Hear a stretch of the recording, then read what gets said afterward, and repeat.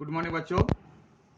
तो आज इस वीडियो में मैं आपको परियोजना से संबंधित कुछ बातें बताने वाला हूं, बता रहा हूं।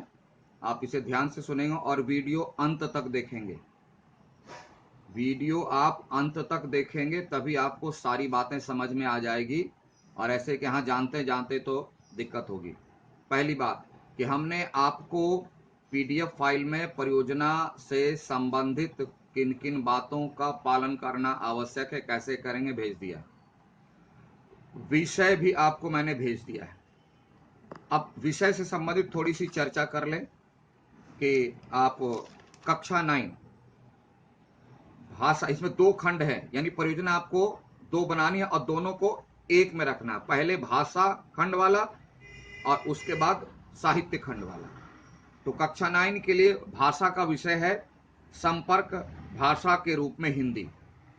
यानी पूरी दुनिया में, भारतवर्ष में और पूरी दुनिया में हिंदी जो है, खासकर आप भारत के संदर्भ में देखेंगे कि एक दूसरे से संपर्क में आने पर, आई मीन कांटेक्ट में आने पर अन्य भाषा और हिंदी कितनी कारगर है, कितनी यूजफुल है और क्यों है, इसके क्या कारण हैं, इसको आपको प्रमाण सहित आप लिखना है। यह हुई संपर्क भाषा के रूप में। अब इसका साहित्य खंड में लिखेंगे हिंदी साहित्य की उपलब्धियां। उपलब्धियां मतलब हिंदी साहित्य में जितने भी साहित्यिक रचनाएं हुई हैं उनमें महत्वपूर्ण रचनाएं कौन कौन सी हैं, उसके बारे में, उनके लेखक या कवि के बारे में, उनके तथ्य के बारे में, उसके महत्व के बारे में, उसकी उपयोगिता के बारे में आपको चर्चा करनी है। और भी बहुत सारे, मैं सिर्फ हिंट दे रहा हूं आपको।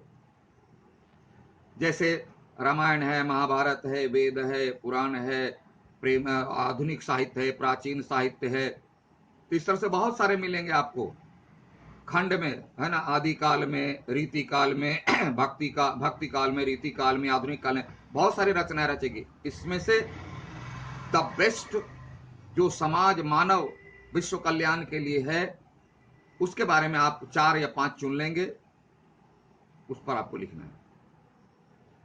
आइए कक्षा 10 के लिए कि भाषा खंड में आपको लिखना है वर्णमाला का अध्ययन, यानी वर्णमाला, हिंदी की वर्णमाला।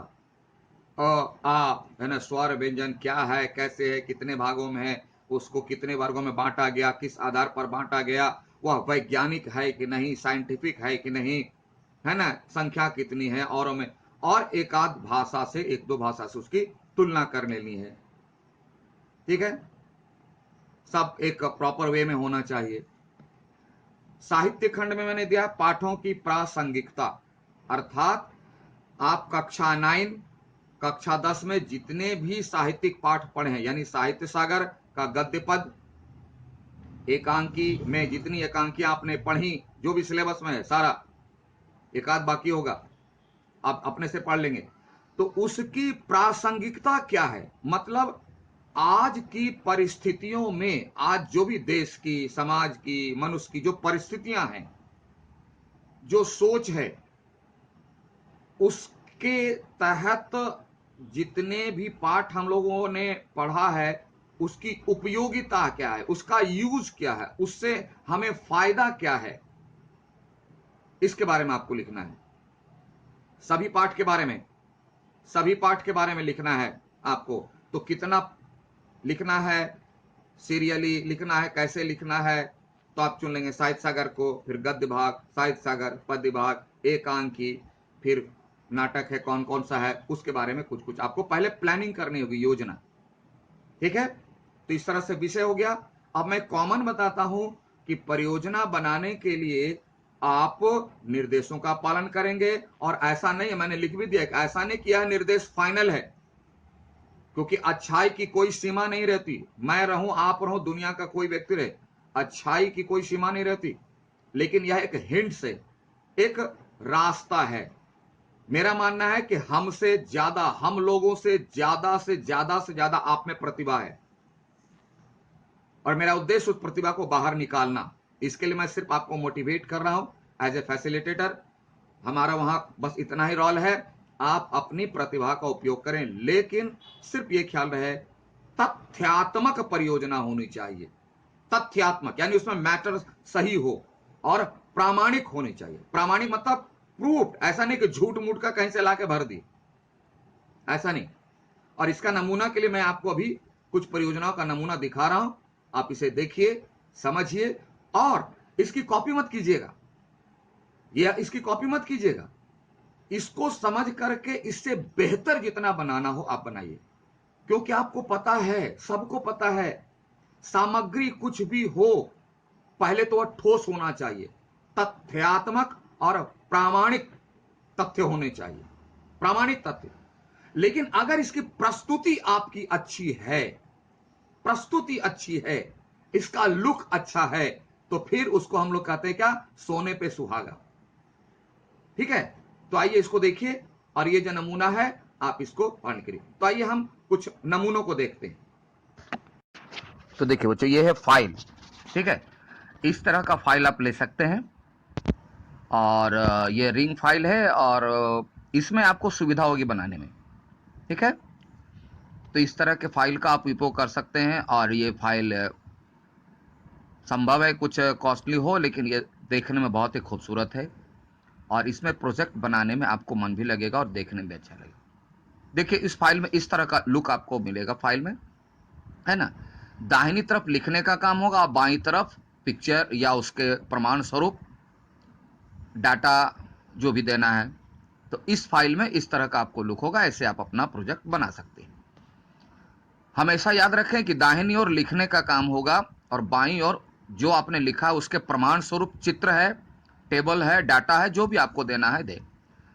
और ये आपको हर एक विषय में मदद करेगा। ऐसी बात नहीं कि सिर्फ हिंदी के प्रोजेक्ट। देखिए हिंदी का प्रोजेक्ट है ये, राजा रानी सीता के बारे में। तो इस तरह से आप बना सकते हैं, और आपको प्रत्येक विषय की परियोजना बनाने में आपको इसमें मदद मिलेगी।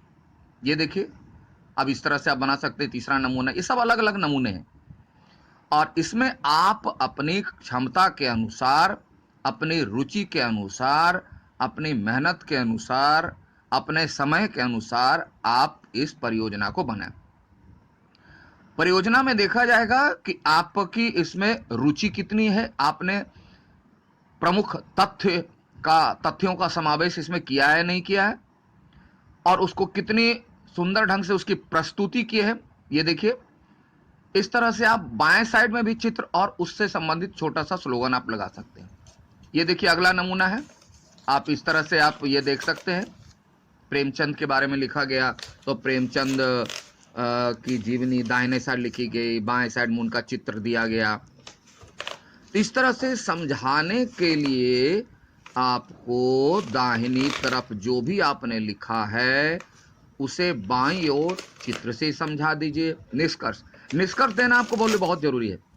प्रत्येक परियोजना के अंत में निष्कर्ष डालना आपके लिए बहुत जरूरी है। यही आपकी प्रतिभा, आपके मस्तिष्क की उपज है। इस तरह से आप सूची बना लेंगे। देखिए बाईं ओर चित्र बना दिया गया है, इस तरह से आप कर सकते हैं। ठीक है, तो ये सारे आपके सामने नमूने हैं। देखिए ये भी आप लगा सकते हैं इस तरह से। तो ये सारे नमूने हैं, और ऐसा मैं बार बार कह रहा हूं कि यह नमूना अंतिम नहीं है, इससे भी बेहतर आप कर सकते हो। देखिए दाहिनी ओर लिखने का काम किया गया है, और बाईं ओर पिक्चर के सहारे उसे प्रमाणित प्रूफ करने का प्रयास किया गया है। देखिए निर्गुण भक्ति, सगुण भक्ति, है ना, अन्य कवि, ये एक सब टॉपिक है। सब टॉपिक को आप इस तरह से छोटे पन्नों में भी लगा कर सकते हैं, ठीक है। तो ये आपकी प्रतिभा पर देखिए, गोस्वामी तुलसीदास के बारे में है तो बगल में उनका चित्र दिया हुआ फुल पेज में, क्योंकि इनके बारे में फुल डिटेल दिया जाएगा। अब देखिए दाहिनी और लेखन का काम किया गया है, बाईं और उससे रिलेटेड चित्र है। यहाँ चित्र नहीं दिया गया, लेकिन आप लगाएंगे, चित्र हो या उनके बारे में कुछ वक्तव्य हो कि नहीं कि। चलिए बच्चों, तो आपने नमूना देखा। अब उम्मीद है कि इस नमूनों को देख करके आपके दिमाग में बहुत कुछ आइडियाज आ गए होंगे। और भी सारे सोर्स आप अपने से कहीं भी आप नमूना देख सकते हो, उसे देखिए, समझिए और उसका उपयोग कीजिए। फिर 3 बातें याद रखना, परियोजना तथ्यात्मक होने चाहिए, प्रामाणिक होने चाहिए, ऐसा नहीं कि झूठ मूठ कहीं से भर दो। और उसका प्रमाण कहां दोगे, तो परियोजना की बाईं ओर जो सफेद पेपर है वहां उसके प्रमाण स्वरूप चित्र लगाना है, टेबल देना है, आपको लगाना है, ठीक है। तो उम्मीद है कि आप परियोजना को समझ गए होंगे और इसमें आपको बहुत मदद मिलेगी। और मैं भी, अगर और भी कुछ दिमाग में प्रश्न रहे हो तो आप अपनी कक्षा के लाइव क्लास से जुड़िए और वहां अपनी शंकाओं का समाधान कर लीजिए, ठीक है। Okay, thank you, have a nice day.